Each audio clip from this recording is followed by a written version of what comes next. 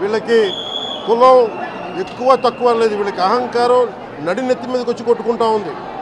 అహంకారం తీస్తాం, తోలు తీసి కింద కూర్చోబెడతాం. మీకు ఒళ్ళు ఒక్కొక్కళ్ళకి మీకు ఎక్కడెక్కడ ఉన్నాయో తెలియట్లా. మీకు అహంకారాలు పెరిగిపోయినాయి. మీకు ఆధిపత్యపు అహంకారంతో అధికారుల మీద దాడి చేస్తే మిమ్మల్ని ఎలా తీసుకెళ్లాలో, ఎలాంటి శిక్ష పడాలో మీకు ఖచ్చితంగా చేసి పెడతాం. మీకు ఇష్టారాజ్యంగా చేయకండి.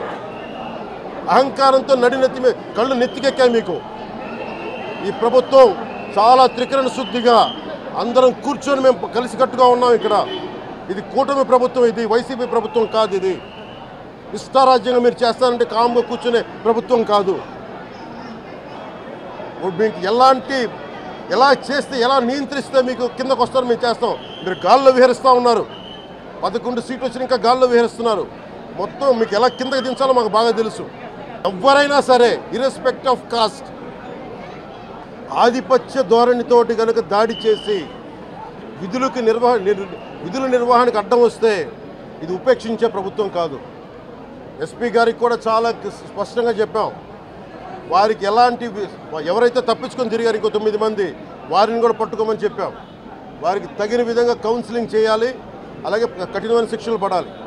మీరు లాయర్లు అయి ఉండొచ్చు గతంలో, మీ చట్టాలు కానీ మీ గతంలో మీ అధికారాలు కానీ ఏవి మిమ్మల్ని రక్షించలేవు, మీరు గుర్తుపెట్టుకోండి.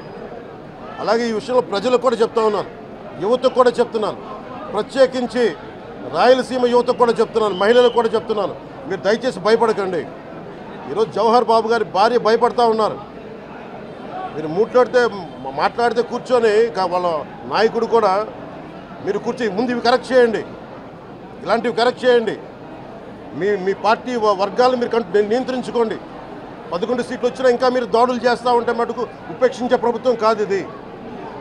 అలాగే ముఖ్యంగా రాయలసీమ యువతకు చెప్తున్నాను, ఇలాంటి తప్పులు జరిగినప్పుడు ఆధిపత్య అహంకారంతో దాడులు చేస్తున్నప్పుడు నిజంగా మీరు ఎదుర్కోండి, మేము అండగా ఉన్నాం. మీకు నాయకులకు కూడా భయపడకుండా మీరు ఎదుర్కోండి, నిలువరించండి, వీళ్ళని భయపడకండి. మీరు మా మాటలు మాకు చేతగా అనుకుంటున్నారా, లేకపోతే మేము మాట్లాడలేక అనుకుంటున్నారా? మాకంటూ ఒక రెస్పాన్సిబిలిటీ ఉంది.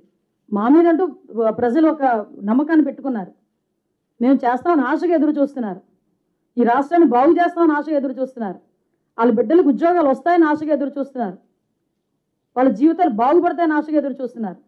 ఈరోజు నీలాంటి మాటలకి మేము ఆలోచన చేసుకొని మేము తిరిగి ప్రతీకారాలు చేసుకుంటా పోతే ఇంక మిమ్మల్ని ఎలా చూశారో మమ్మల్ని కూడా అలాగే చూస్తారా ప్రజలు?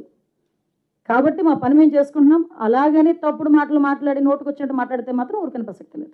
వైఎస్ఆర్ కాంగ్రెస్ పార్టీ కార్యకర్తలు వచ్చి రాజకీయం చేయాలంటే మాత్రం కబద్దార్ జాగ్రత్తగా ఉండండి. మర్యాదగా చెప్తున్నా. మీరేమనుకుంటారంటే మీరు నేరాలు ఘోరాలు చేసి యువతులపైన వేసి తప్పించుకోవాలని ప్రయత్నం చేస్తున్నారు. ఎంత నీచంగా ఉన్నారంటే వాళ్ళని చూస్తే వీళ్ళు మనుషుల పశువుల మనం చెప్పలేని. మీరు వేయడం మేము ఫేక్ న్యూస్ అని పెట్టుకోవాలన్నా బుద్ధి జ్ఞానం లేదు మీకు?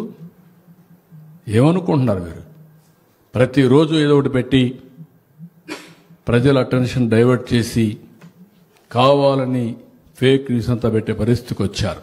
మీరు రాజకీయాలంటే మీ ఇంట్లో చేసుకోండి. ప్రభుత్వం దగ్గర మాత్రం తోక తిప్పితే తోక కట్ చేస్తాం.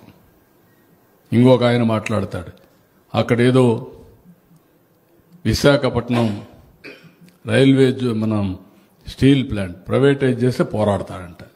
ఎవరు చెప్పాడా నిన్ను పోరాడమని? ఎవరు ప్రైవేటైజ్ చేస్తారా?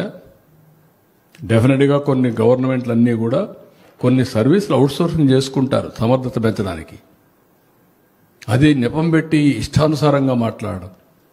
12,000 కోట్ల రూపాయలు కేంద్రం ఇచ్చి ఈరోజు మళ్ళీ విశాఖపట్నం స్టీల్ ప్లాంట్ రివైవ్ చేసే ప్రయత్నం చేస్తే తెలుగువారి ఆత్మ గౌరవాన్ని కాపాడితే మన మనోభావాలు కాపాడడం కోసం దేశంలోనే మొట్టమొదటిసారి ఒక నిర్ణయం తీసుకుని ఆ నిర్ణయాన్ని పునరాలోచించి మళ్ళీ 12,000 కోట్ల రూపాయలు ఇచ్చి వీడియో ముందుకు తీసుకుపోతున్నాం.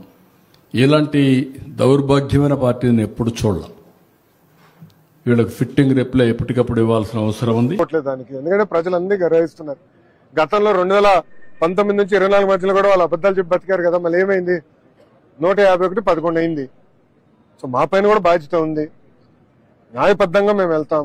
యాక్షన్ మటుకు ఉంటుంది, దాంట్లో నో సెకండ్ థాట్. ఎవరిని వదిలిపెట్టాం, దాంట్లో ఎలాంటి డౌట్ లేదు. దానిపైన కఠినమైన యాక్షన్ ఉంటుంది. చాలా స్పష్టంగా చెప్తున్నాం. ఎవరైతే ఫేక్ న్యూస్ ప్రచారం చేస్తున్నారో, ఎవరైతే చట్టాన్ని ఉల్లంఘించి మళ్ళీ దుష్ప్రచారం చేస్తారో వాళ్ళు ఎవరిని వదిలిపెట్టాం. తప్పనిసరిగా ఫర్మ్ యాక్షన్ అనేది ఉంటుంది.